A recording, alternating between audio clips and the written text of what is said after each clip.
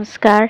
ये रामायण कथा पूरी तरह से श्रीमद् वाल्मीकि रामायण के ऊपर आधारित है। यदि आप इसका निरंतर श्रवण करते रहना चाहते हैं तो इस चैनल को सब्सक्राइब ज़रूर कर लें और आगे आने वाली सभी पॉडकास्ट के नोटिफिकेशन के लिए बेल आइकन को भी ज़रूर से प्रेस कर दें।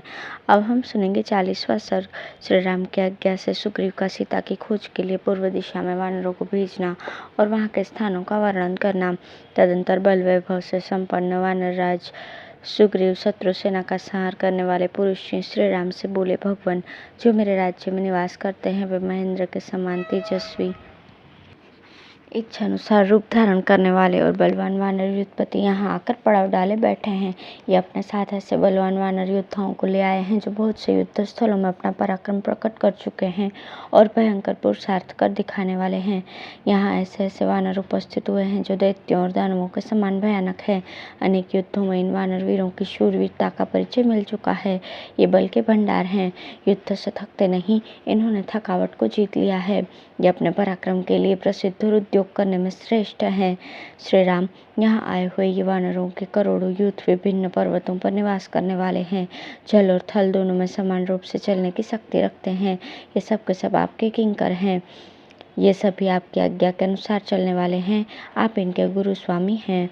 ये आपके हित साधन में तत्पर रहकर आपके अभिष्ट मनोरथ को सिद्ध कर सकेंगे। दैत्यों और दानवों के समान घोर रूपधारी ये सभी वानर युद्धपति अपने साथ भयंकर पराक्रम करने वाले कई सहस्त्र सेनाएं लेकर आए हैं। अब इस समय आप जो कर्तव्य उचित समझते हैं उसे बताइए। आपकी ये सेना आपके वश में है, आप इसे यथोचित कार्य के लिए आज्ञा प्रदान करें। यद्यपि सीता जी के अन्वेषण का ये कार्य इन सबको तथा मुझे भी अच्छी तरह ज्ञात है, तथापि आप जैसा उचित हो वैसे कार्य के लिए हमें आज्ञा दें। जब सुग्रीव ने ऐसी बात कही तब दशरथ नंदन श्री राम ने दोनों भुजाओं से पकड़कर उन्हें हृदय से लगा लिया और इस प्रकार कहा, महाप्राज्ञ, पहले तो ये पता लगाओ कि विदेह कुमारी सीता जीवित है या नहीं, तथा वो देश जिसमें रावण निवास करता है कहाँ है। जब सीता के जीवित होने का और रावण के निवास स्थान का निश्चित पता मिल जाएगा तब तो समयोचित कर्तव्य होगा। इसका मैं तुम्हारे साथ मिलकर निश्चय करूँगा। इस कार्य को सिद्ध करने में न तो मैं समर्थ हूँ न लक्ष्मण। इस कार्य की सिद्धि तुम्हारे ही हाथ है, तुम इसे पूर्ण करने में समर्थ हो। मेरे कार्य का भली भांति निश्चय करके तुम ही वानरों को उचित आज्ञा दो। मेरा कार्य क्या है इसे तुम ही ठीक ठीक जानते हो, इसमें संशय नहीं। लक्ष्मण के पश्चात तुम ही मेरे दूसरे सुहृद हो। तुम पराक्रमी, बुद्धिमान, समयोचित, कर्तव्य के ज्ञाता, हित में संलग्न रहने वाले, हितैषी, बंधु, विश्वास पात्र तथा मेरे प्रयोजन को अच्छी तरह समझने वाले हो। श्री रामचंद्र जी के ऐसा कहने पर सुग्रीव ने उनके और बुद्धिमान लक्ष्मण के समीप विनत नामक युद्धपति से, जो पर्वत के समान विशालकाय, मेघ के समान गंभीर गर्जना करने वाले बलवान तथा वानरों के शासक थे और चंद्रमा एवं सूर्य के समान कांति वाले वानरों के साथ उपस्थित हुए थे, उनसे कहा, वानर शिरोमणि, तुम देश और काल के अनुसार नीति का प्रयोग करने वाले तथा कार्य का निश्चय करने में चतुर हो। तुम 1,00,000 वेगवान वानरों के साथ पर्वत वन और काननों सहित पूर्व दिशा की ओर जाओ और वहां पहाड़ों के दुर्गम प्रदेश, वनों तथा सरिताओं में विदेह कुमारी सीता एवं रावण के निवास स्थान की खोज करो। भागीरथी, गंगा, रमणीय, सरयू, कौशिकी, सुरम्य, कलिंद, नंदिनी, यमुना, महापर्वत, यामुन, सरस्वती नदी, सिंधु, मणि के समान निर्मल जल वाले सोनभद्र, मही तथा पर्वतों तथा वनों से सुशोभित कालमही आदि नदियों के किनारे ढूंढो। ब्रह्म, माल, विदेह, मालव, काशी, कौशल, मगध देश के बड़े बड़े ग्राम, पुंड्र देश तथा अंगा आदि जनपदों में छानबीन करो। रेशम के कीड़ों की उत्पत्ति के स्थानों और चांदी के खानों में भी खोज करनी चाहिए। इधर उधर ढूंढते हुए तुम सब लोगों को इन सभी स्थानों में राजा दशरथ की पुत्र वधु तथा श्री रामचंद्र जी की प्रिय पत्नी सीता का अन्वेषण करना चाहिए। समुद्र के भीतर प्रविष्ट हुए पर्वतों पर, उसके अंतर्वर्ती द्वीपों के विभिन्न नगरों में तथा मंदराचल की चोटी पर जो कोई गांव बसे हैं उन सब में सीता का अनुसंधान करो।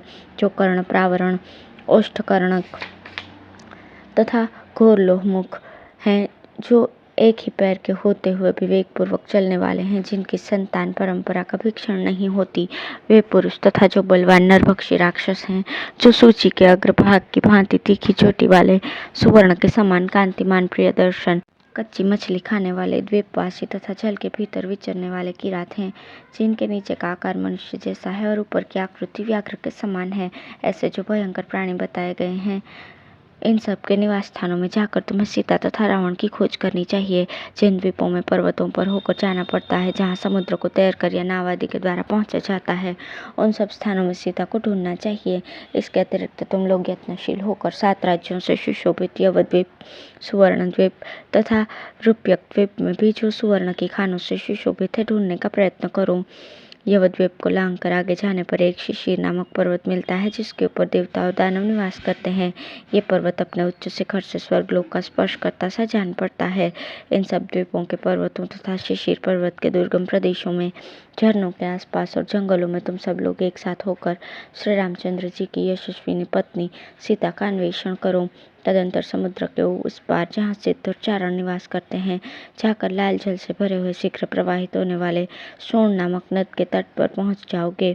उसके तटवर्ती रमणीय तीर्थों और विचित्र वनों में जहाँ तहाँ विदेह कुमारी सीता के साथ रावण की खोज करना।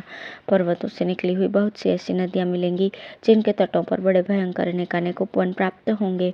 साथ ही वहाँ बहुत सी गुफाओं वाले पर्वत उपलब्ध होंगे और अनेक वन भी दृष्टिगोचर होंगे। उन सब में सीता का पता लगाना चाहिए। तत्पश्चात पूर्वोक्त देशों से परे जाकर तुम इक्षुरस से परिपूर्ण समुद्र तथा उसके द्वीपों को भी देखोगे, जो बड़े ही भयंकर प्रतीत होते हैं। इक्षुरस का वो समुद्र महाभयंकर है। उसमें हवा के वेग से उत्ताल तरंगें उठती रहती हैं तथा वो गर्जना करता हुआ सा जान पड़ता है। उस समुद्र में बहुत से विशालकाय असुर निवास करते हैं। वे बहुत दिनों के भूखे होते हैं और छाया पकड़कर ही प्राणियों को अपने पास खींच लेते हैं। यही उनका नित्य का आहार है। इसके लिए उन्हें ब्रह्मा जी से अनुमति मिल चुकी है। इक्षुरस का वो समुद्र काले मेघ के समान श्याम दिखाई देता है। बड़े बड़े नाग उसके भीतर निवास करते हैं। उससे बड़ी भारी गर्जना होती रहती है। विशेष उपायों से वो महासागर के पार जाकर तुम लाल रंग के जल से भरे हुए लोहित नामक भयंकर समुद्र के तट पर पहुंच जाओगे और वहां शालमली द्वीप के चिन्हभूत कुट शालमली नामक विशाल वृक्ष का दर्शन करोगे। उसके पास ही विश्वकर्मा का बनाया हुआ विनतानंदन गरुड़ का एक सुंदर भवन है, जो नाना प्रकार के रत्नों से विभूषित तथा कैलाश पर्वत के समान उज्ज्वल एवं विशाल है। उस द्वीप में पर्वत के समान शरीर वाले भयंकर मंदेह नामक राक्षस निवास करते हैं, जो सुरा समुद्र के मध्यवर्ती शैल शिखरों पर लटकते रहते हैं। वे अनेक प्रकार के रूप धारण करने वाले तथा भयदायक हैं। प्रतिदिन सूर्योदय के समय वे राक्षस ऊर्ध्वमुख होकर सूर्य से जूझने लगते हैं, परंतु सूर्यमंडल के ताप से संतप्त तथा ब्रह्म तेज से निहत होकर सुरा समुद्र के जल में गिर पड़ते हैं। वहां से फिर जीवित होकर उन्हीं शैल शिखरों पर लटक जाते हैं। उनका बारंबार ऐसा ही क्रम चला करता है। शालमली द्वीप एवं सुरा समुद्र से आगे बढ़ने पर सफेद बादलों के स्याह वाले क्षीर समुद्र का दर्शन करना। दुर्घर्ष वानरों, वहां पहुंचकर उठती हुई लहरों से युक्त क्षीर सागर को इस प्रकार देखोगे मानो उसने मोतियों के हार पहन रखे हों। उस सागर के बीच में ऋषभ नाम से प्रसिद्ध एक बहुत ऊंचा पर्वत है, जो श्वेत वर्ण का है। उस पर्वत पर सब और बहुत से वृक्ष भरे हुए हैं, जो फूलों से सुशोभित तथा दिव्य गंध से सुवासित हैं। उसके ऊपर सुदर्शन नामक एक सरोवर है, जिसमें चांदी के समान श्वेत रंग वाले कमल खिले हुए हैं। उन कमलों के केसर सुवर्णमय होते हैं और सदा दिव्य दीप्ति से दमकते रहते हैं। वह सरोवर राजहंसों से भरा रहता है। देवता, चारण, यक्ष, किन्नर और अप्सराएं बड़ी प्रसन्नता के साथ जल विहार करने के लिए वहां आया करती हैं। क्षीर सागर लांघकर जब तुम लोग आगे बढ़ोगे, तब शीघ्र ही सुस्वादु जल से भरे हुए समुद्र को देखोगे। वो महासागर समस्त प्राणियों को बह देने वाला है। उसमें ब्रह्मर्षि और के कौर से भरा हुआ वड़वामुख नामक एक महान तेज विद्यमान है। उस समुद्र में जो चराचर प्राणियों सहित महान वेगशाली जल है, वही उस वड़वामुख नामक अग्नि का आहार बताया जाता है। वहाँ जो वड़वानल प्रकट हुआ है, उसे देखकर उसमें पतन के भय से चीखते चिल्लाते हुए समुद्र निवासी असमर्थ प्राणियों का आर्तनाद निरंतर सुनाई देता है। स्वादिष्ट जल से भरे हुए उस समुद्र के उत्तर 13 योजन की दूरी पर सुवर्णमय शिलाओं से सुशोभित कनक की कमनीय कांति धारण करने वाला एक बहुत ऊंचा पर्वत है। उसके शिखर पर इस पृथ्वी को धारण करने वाले भगवान अनंत बैठे दिखाई देते। उनका श्री विग्रह चंद्रमा के समान गौर वर्ण का है। वे सर्प जाति के हैं, परंतु उनका स्वरूप देवताओं के तुल्य है। उनके नेत्र प्रफुल्ल कमल दल के समान हैं और शरीर नील वस्त्र से आच्छादित है। उन अनंत देव के सहस्त्र मस्तक हैं। पर्वत के ऊपर उन महात्मा की ताड़ के चिन्ह से युक्त सुवर्णमयी ध्वजा फहराती रहती है। उस ध्वजा की 3 शिखाएं हैं और उसके नीचे आधार भूमि पर वेदी बनी हुई है। इस प्रकार उस ध्वज की बड़ी शोभा होती है। यही ताल ध्वज पूर्व दिशा की सीमा के सूचक चिन्ह के रूप में देवताओं द्वारा स्थापित किया गया है। उसके पश्चात सुवर्णमय उदय पर्वत है जो दिव्यमाला से संपन्न है। उसका गगनचुंबी शिखर 100 योजन लंबा है। उसका आधारभूत पर्वत भी वैसा ही है। उसके पास वो दिव्य सुवर्ण शिखर अद्भुत शोभा पाता है। वहाँ के शाल, ताल, तमाल और फूलों से लदे कनेर आदि वृक्ष भी सुवर्णमय ही हैं। उन सूर्य तुल्य तेजस्वी दिव्य वृक्षों से उदयगिरी की बड़ी शोभा होती है। उस 100 योजन लंबे उदयगिरी के शिखर पर एक सौमनस नामक सुवर्णमय शिखर है, जिसकी चौड़ाई 1 योजन और ऊंचाई 10 योजन है। पूर्व काल में वामन अवतार के समय पुरुषोत्तम भगवान विष्णु ने अपना पहला पैर उस सौमनस नामक शिखर पर रखकर दूसरा पैर मेरु पर्वत के शिखर पर रखा था। सूर्यदेव उत्तर से घूमकर जम्बूद्वीप की परिक्रमा करते हुए जब अत्यंत ऊंचे सौमनस नामक शिखर पर आकर स्थित होते हैं, तब जम्बूद्वीप निवासियों को उनका अधिक स्पष्टता के साथ दर्शन होता है।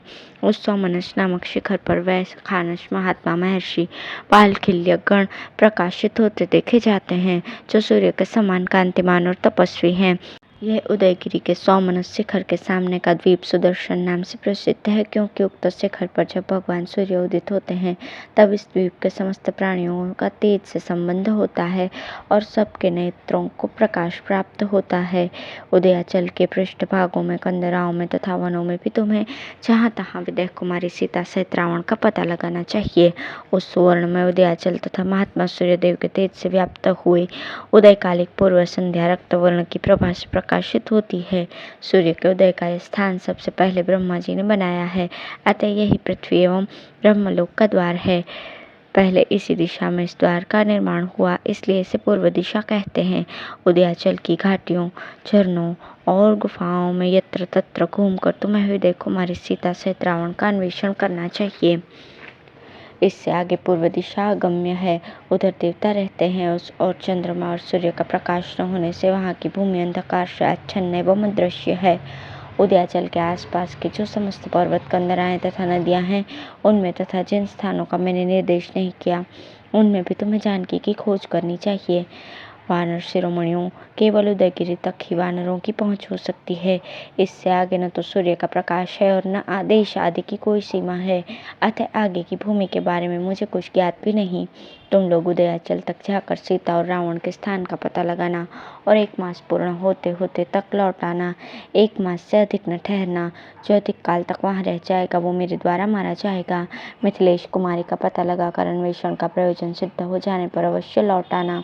वानरों, वन समूह से अलंकृत पूर्व दिशा में अच्छी तरह भ्रमण करके श्री रामचंद्र जी की प्रिय पत्नी सीता का समाचार जानकर तुम वहां से लौट आओ, इससे तुम सुखी होगे। इस प्रकार श्री वाल्मीकि निर्मित रामायण आदि काव्य के किष्किंधा कांड में 40वां सर्ग पूर्ण हुआ। धन्यवाद।